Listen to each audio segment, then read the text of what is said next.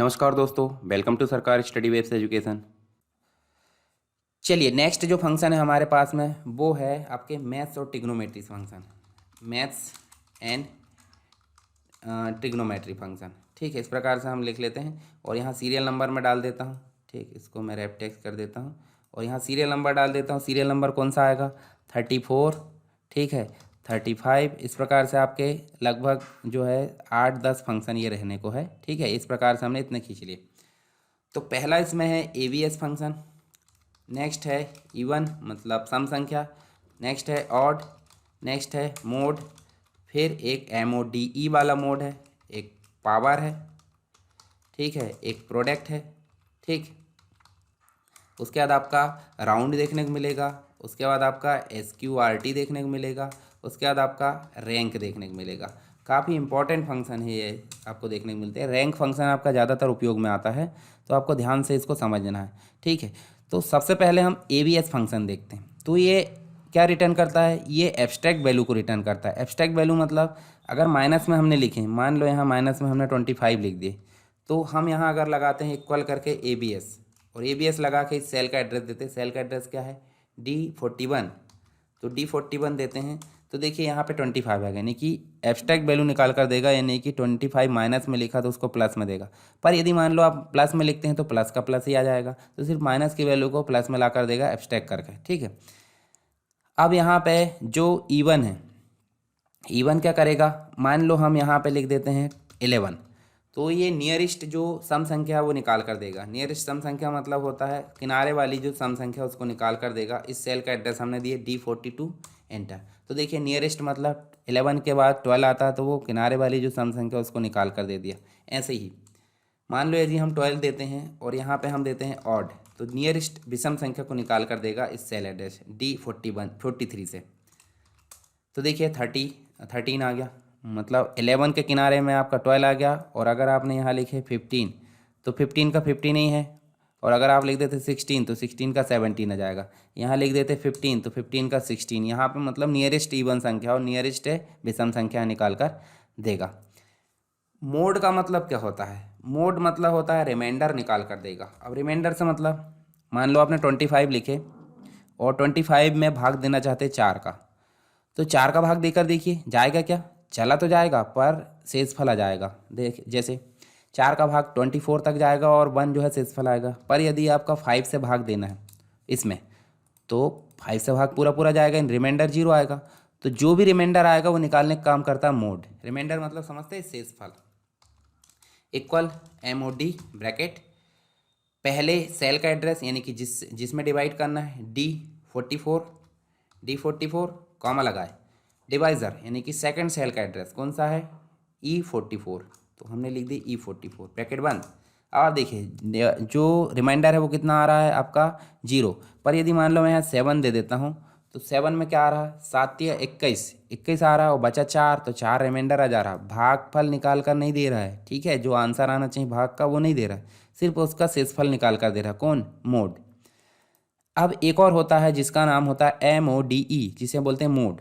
अब मान लो यहाँ 25 लिखे, फिर 24, 25, 26 और 27। रिपीट कौन सी चीज़ हुई यहाँ पे? 25 देखिए 2 बार आया है, हो सकता है और कोई चीज़ भी आ जाए। तो जो सबसे ज़्यादा रिपीट हुई है उन चीज़ों को निकाल कर दिखाने का काम करेगा मोड, MODE। तो सेल एड्रेस लिख दो आप, सेल एड्रेस वही उसी के जैसे D44 से मतलब कॉलन लगाना है। अच्छा, D44 नहीं, D45 है, कॉलन लगाना है और लास्ट सेल मतलब H45। अब देखिए यहाँ 25 आपका सबसे ज़्यादा बार आया है, हो सकता है कुछ और आ जाए। जैसे मान लो मैं 24 कर देता हूँ, तो देखिए 24 जो सबसे ज़्यादा रिपीट हुआ है कंप्लीट सेल रेंज में से, उसको निकाल कर दिखाने का काम करेगा मोड, MODE। और जिसके साथ ई नहीं लगा है वो डिवाइज़र मतलब डिवाइड करके रिमाइंडर निकाल कर बताएगा। ठीक है, अब बात करते हैं पावर की।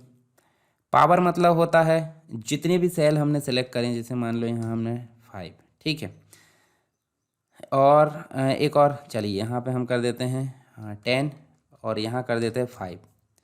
अब इन सब में से जो है पावर मतलब होता है गुणा करके दिखाएगा। पावर मतलब होता है, अच्छा नहीं, प्रोडक्ट निकालेगा। ये पावर हम पहले देख लेते हैं 25 और यहाँ देख लेते हैं 2। चलिए यहाँ निकालते हैं क्या, पावर। पावर मतलब बोलते हैं ना आप 2 की पावर 10 या फिर 25 की पावर 2। 25 की पावर 2 का मतलब होता क्या है, 25 का 2 बार गुणा, यानी कि 25 इंटू 25 625 हो जाएगा। तो वही काम यहाँ करेगा पावर।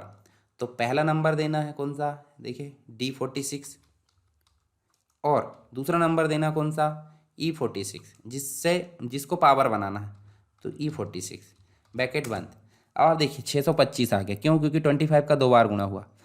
अब मान लो हम यहाँ दे देते 5, तो 5 का 2 बार गुणा कौन करेगा, ये वाला, यानी कि 25 आ जाएगा।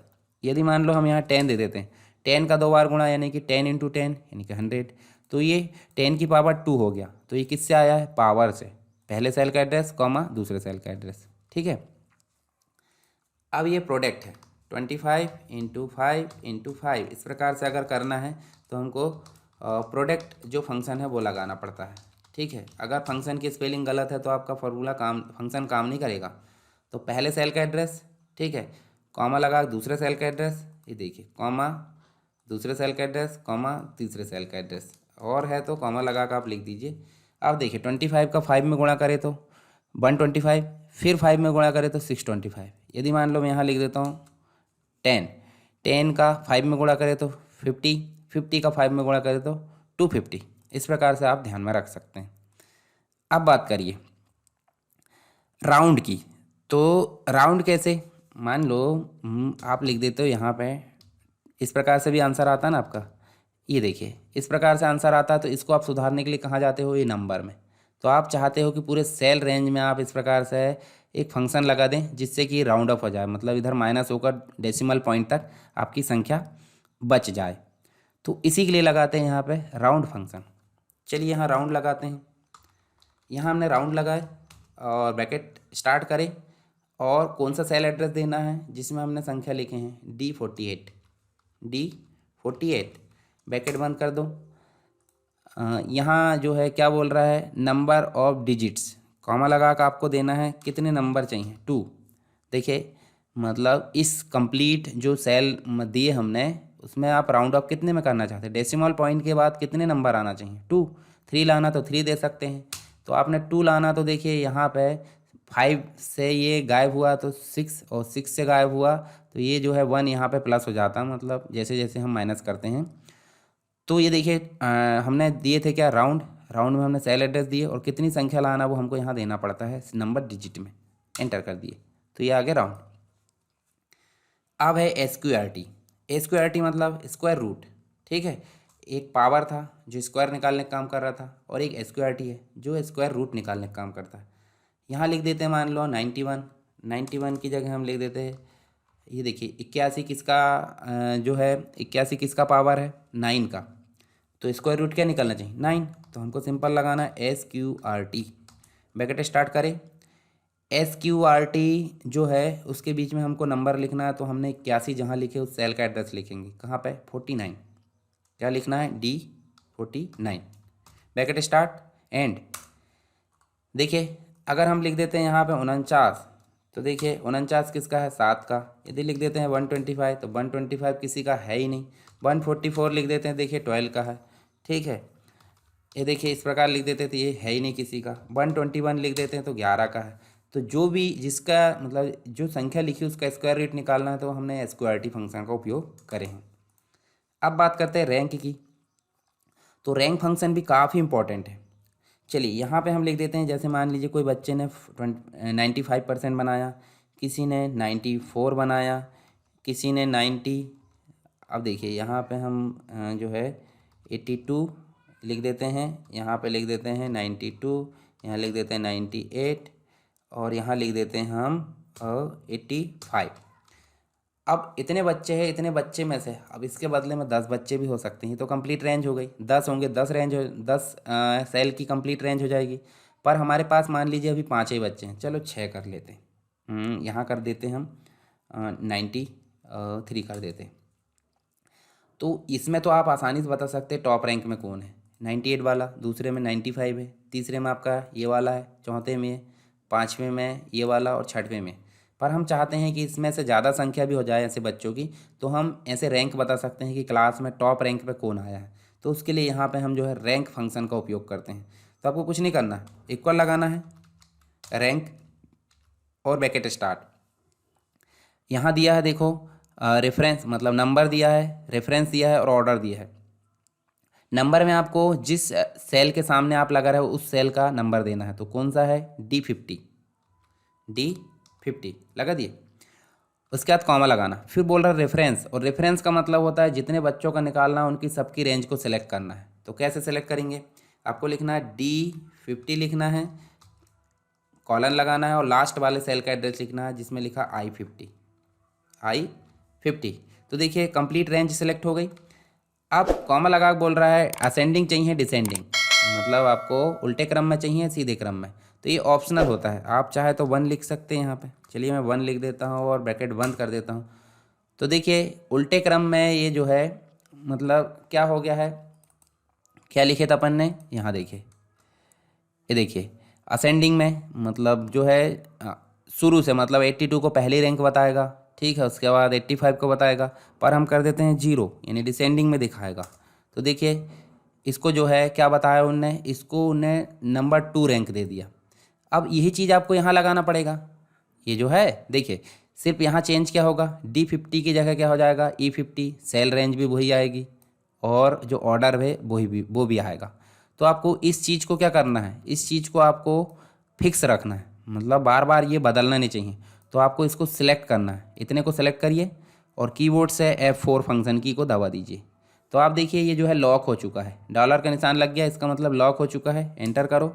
अब आप चाहे तो इसको पकड़कर ड्रैग कर सकते हो, क्या कर सकते हो, इस प्रकार से ड्रैग कर सकते हो। ध्यान से देखिए नंबर 1 रैंक आ गई, नंबर 2 आ गई, नंबर 3 आ गई, नंबर 4 आ गई, नंबर 5, नंबर 6, इस प्रकार से आप रैंक दर्शा सकते हो। और यहाँ कंडीशनल फॉर्मेटिंग का उपयोग करके आप क्या कर सकते हो, ये जो कंडीशनल फॉर्मेटिंग इसका उपयोग करके इसमें आप कलर भी कर सकते हो कि रैंक 1 का कलर क्या होना चाहिए, ठीक है। सारी चीज़ हम तो देख चुके हैं कंडीशनल फॉर्मेटिंग वगैरह। तो ये हमारा होगा रैंक फंक्शन। आई होप आपको मैथ्स और टिग्नोमेट्री से रिलेटेड सारे फंक्शन काम यहाँ पे बन गए होंगे। इनको मैं एक बार मर्ज कर देता हूँ, आप प्रैक्टिस करके देख लीजिए बार बार, ठीक है।